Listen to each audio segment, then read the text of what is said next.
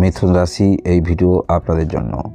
আমাদের জীবনে ভালো খারাপ ওঠানামা এগুলো পূর্বেও ছিল এবং পরবর্তী ক্ষেত্রেও থাকবে।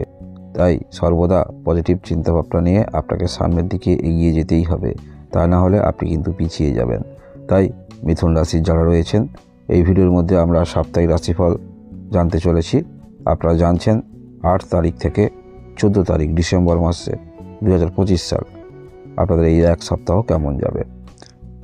আপনি যদি ভাবেন যে আপনার একটি ভুলের কারণে হয়তো এটি হাতছাড়া হয়ে গেল, তাহলে আপনি কিন্তু ভুল ভাবছেন, কারণ আপনার স্ক্রিপ্ট পূর্বে থেকেই তৈরি করা ছিল। তাই এই রকম কোনো কিছু ক্ষেত্রে যদি আপনার হাতছাড়া হয়ে যায়, এই নিয়ে মনের মধ্যে নিরাশ হবেন না। আজ হয়তো হাতছাড়া হয়েছে, কিন্তু কালকে সেই জিনিসটা আপনি অবশ্যই পাবেন। সেই যোগ্যতা যদি আপনার থাকে, যে কোনো না যে কোনো দিক থেকে তার পূরণ আপনারা করতে পারবেন। আমরা দেখতে পাবো সপ্তাহের প্রথম দিকটাতেই কর্মের দিক থেকে যথেষ্ট এনার্জি নিয়ে আপনারা চলবেন। হ্যাঁ, অবশ্যই কর্মক্ষেত্রের মধ্যে একটু চাপ থাকবে, তবে আপনারা যারা বিদেশে যেতে চাইছেন সেরকম যোগাযোগ আসার সম্ভাবনা থাকছে। এছাড়াও পারিবারিক ক্ষেত্রে যারা কর্ম শিফট করবেন, অর্থাৎ এমন কোনো কর্ম করতেন বা কোথাও শিক্ষানবিশ হিসাবে আপনি ছিলেন, সেটা পরিবারের মধ্যে করবেন ভাবছেন, করতে পারেন। পরিবারে কোনো ইমারতি কাজ আপনারা করবেন, করতে পারেন।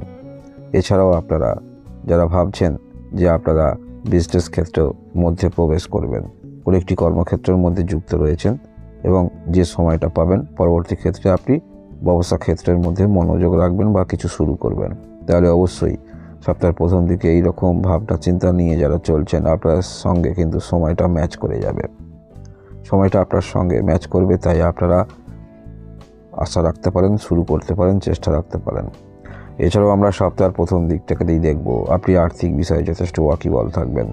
পূর্বে কোথাও ঋণ নিয়েছিলেন, সেই নিয়ে যেমন আপনার মনের মধ্যে চিন্তা থাকবে কিভাবে দেবেন।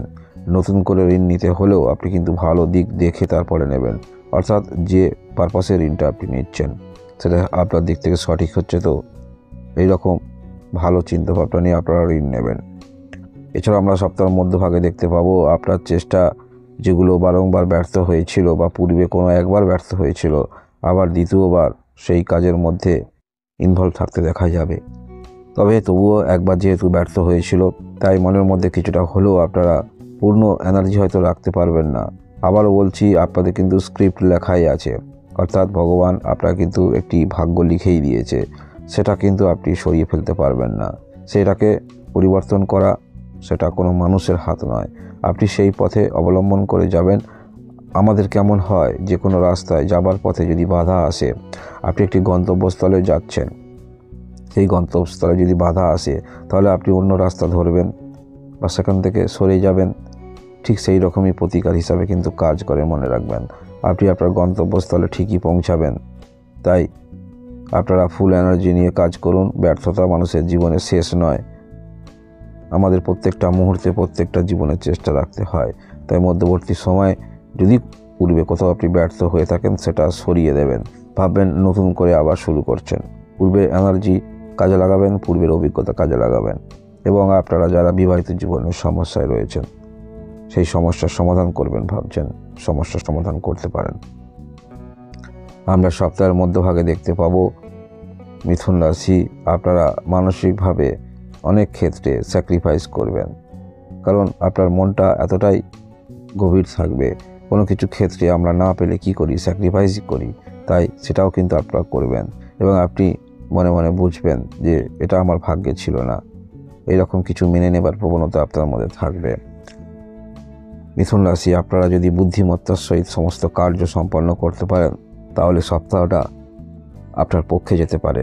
যে কোনো পরিস্থিতিতেই হোক না কেন, নিজেকে সেই পর্যায়ে ভাববেন যে তাদের থেকে আপনি কিন্তু কম নয়, কারণ আপনার রাশির অধিপতি গ্রহ হলো বুধ। বুধ হলো বুদ্ধিমত্তার কারক গ্রহ, তাই সেই ভাবাটাই কিন্তু আপনার কাছে সব থেকে জরুরি। অর্থাৎ আপনি যদি নিজেই ভাবেন যে ওদের থেকে আপনি পিছিয়ে আছেন, ওদের থেকে আপনি উইক পয়েন্টে আছেন, তাহলে আপনি ভুল করছেন। এই বিষয়টা আপনাকে কিন্তু শেষের সারিতে নিয়ে যেতে পারে। তাই সর্বদা ভাববেন যেটুকু জানেন যথেষ্ট জানেন, আপনার ক্ষেত্রে সেটি যথেষ্ট।